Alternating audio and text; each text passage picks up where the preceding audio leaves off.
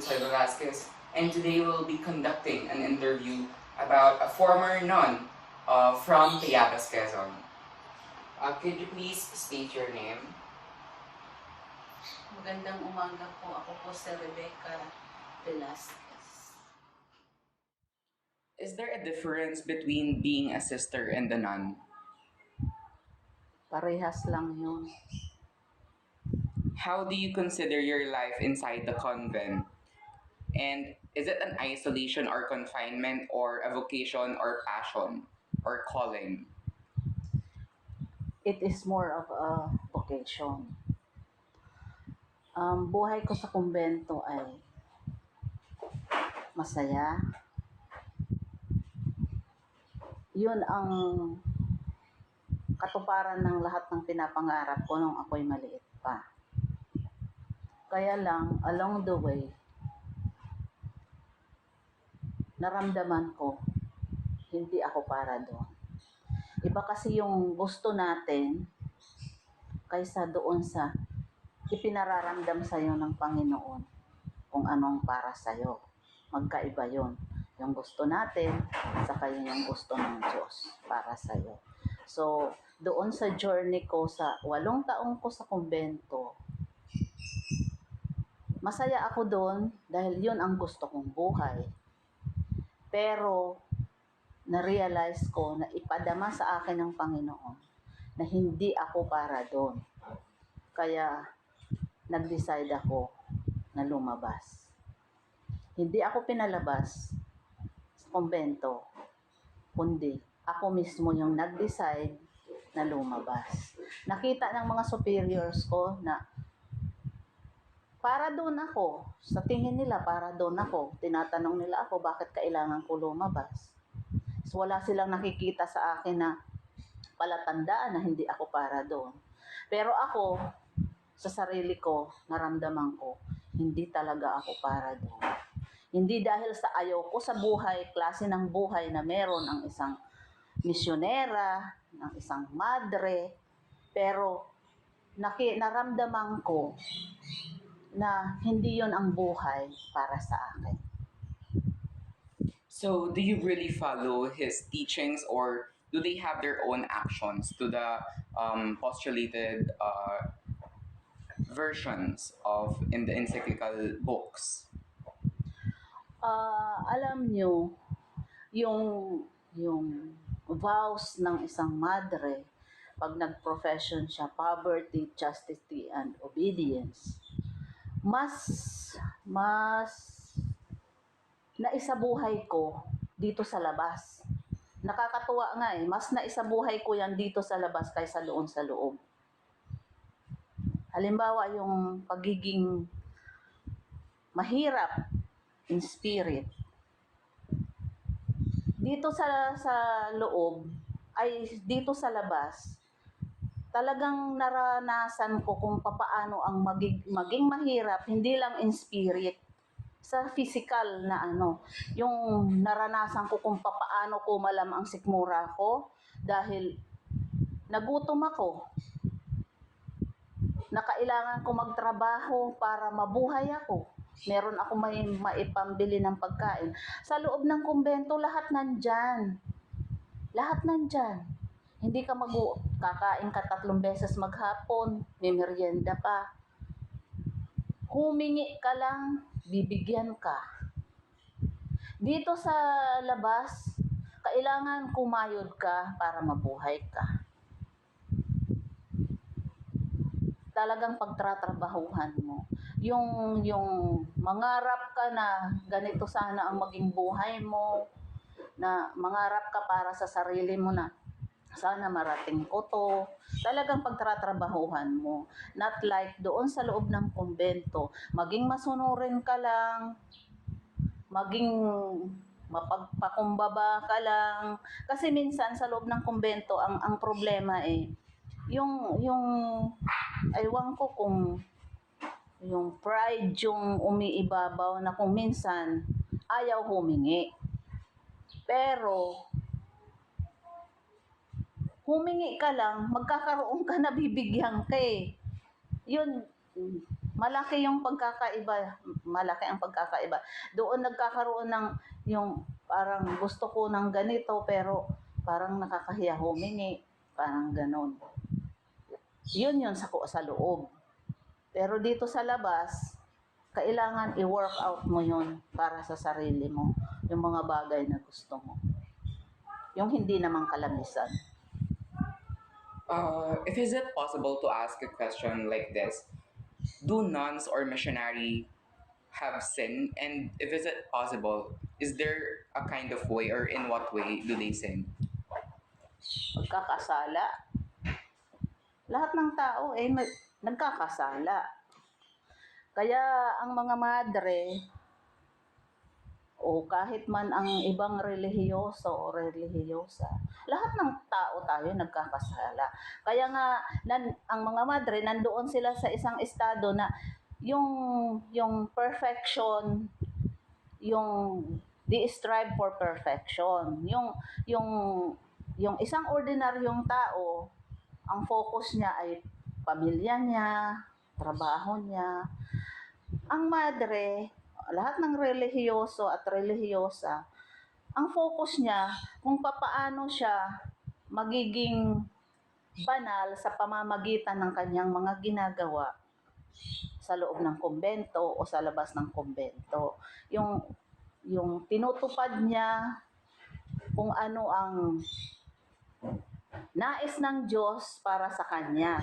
Kumbaga mas nakakataas ang level ng calling niya kaysa doon sa ordinaryong tao na although parehas lang naman kasi ang isang ordinaryong tao gampanan mo ang iyong tungkulin bilang isang nanay, isang mabuting asawa, isang mabuting empleyado, perfection 'yon. Patungo yung sa pagiging banal mo. Ang madre naman, gampanan mo ang iyong tungkulin, yung vows, poverty, chastity, obedience, tapos yung calling sa'yo ng Panginoon na ipakilala siya sa sangkatauhan sa pamamagitan ng pinagsisilbihang community. Yun ang calling mo. Pagiging banal din yun. So, at parehas lang. Iba-iba lang paraan. So, if yung pagiging madre is parang different siya sa ordinary people na mas banal siya, how do they deal with their personal urges? Or how do you deal with your personal urge? Mas sa pagiging isang madre, mas madali mong yung iyong mga gustuhin, mas madali mong nabibigyan ng katwiran. Halimbawa, ano ba ang pwede ko halimbawa?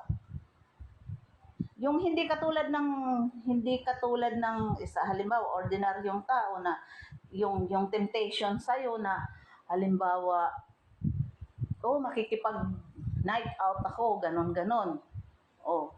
Madali sa kasi isang ordinaryong you're a lay person at pwede ka doon to a certain limit.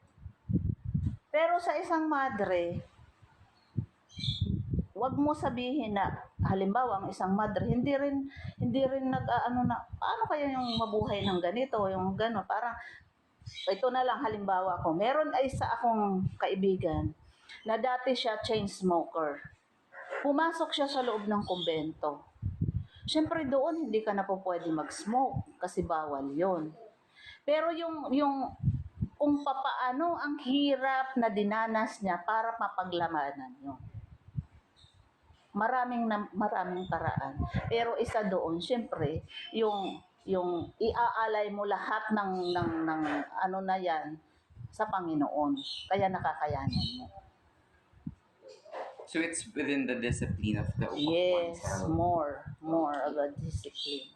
So what was your life in the convent different from the outside, and why did you decide to leave the convent? Sabi ko nga kanina, masaya ako doon sa loob ng kumbento. Kasi mula sa maliit pa ako, yun yung pinapangarap kong buhay na natupad na. Pero along the way, yun nga ang nangyari. Na nagkaroon ako ng realization na hindi ito yung buhay talaga para sa akin. Nung magkaroon ng pagtitipon ang lahat ng mga madre na dating naging kasapi ng kongregasyon na pinasukan ko. Isa sa nasabi ko nung mag-share ang bawat isa, kung bibigyan pa ulit ako ng pagkakataon, gugustuhin ko pa rin pumasok. Kasi iba yung karanasan doon, iba yung buhay doon na meron ka kaysa sa buhay dito sa labas. Hindi ko sinasabi na hindi rin ako masaya dito sa buhay na nandito ako ngayon. Masaya din, pero kung papapamiliin ako, mas gugustuhin ko pa doon. Yun yung gusto ko. Pero iba naman yung gusto ng Diyos. So, kailangan nandito ako, maging kontento ako sa buhay ko. At isabuhay ko pa rin kung ano yung mga natutunan ko sa loob ng kumbento. Dito sa labas bilang isang nanay, bilang isang asawa, bilang isang nagsisilbi sa isang komunidad dito sa labas. But if you mind me asking, at what age did you become a nun? Or why do you consider yourself to become a nun? Ako ang pinakabata na pumasok sa kumbento doon sa pinasukan ko. Pagka-graduate ko ng high school, I was 15 years old. Hindi ako matanggap. Ang dami kong sinulatan para mag-apply ako para pumasok. Lahat tino-turn down ako. Kasi bata pa ako, kailangan mag-aral muna ako, ganon-ganon. So, isa sa pinaka-desperate move ko na ginawa, sumulat ako sa Santo Papa, si Pope Paul VI. Sumulat ako, nagiging emotional ako. Sumulat ako sa kanya kasi yun na lang ang nararamdaman kong tanging pag-asa ko na pag pumayag ang Pope na ako'y papasok sa ganitong batang edad, tatanggapin ako. So, sumulat ako at ako po ay sinagot. Ibinigay niya sa akin ang bendisyon na pumasok ako. At ipinadala ko yun doon sa kumbento na kung saan gusto ko pumasok. Ang ginawa po ng congregation, hindi po nila ako tinanggap doon sa postulancy, yung first step ng pagiging proseso ng pagiging isang madre.